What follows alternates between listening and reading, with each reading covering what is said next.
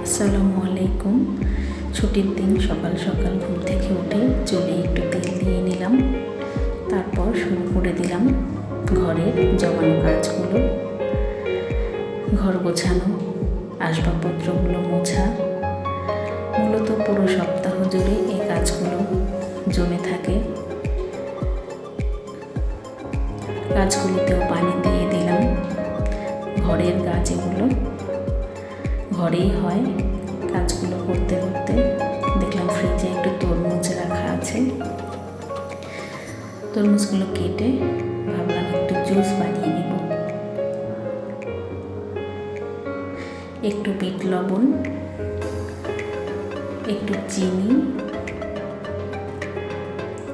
এবং 1 চিমটি লবণ দিয়ে দেব। তারপর ব্লেন্ডারে সুন্দর করে জুস করে দেব। ঠান্ডা করার জন্য দিয়ে দেব আইস কিউব। এই গরমে ঠান্ডা ঠান্ডা তরমুজের জুস খেতে কার না ভালো লাগে। ধন্যবাদ।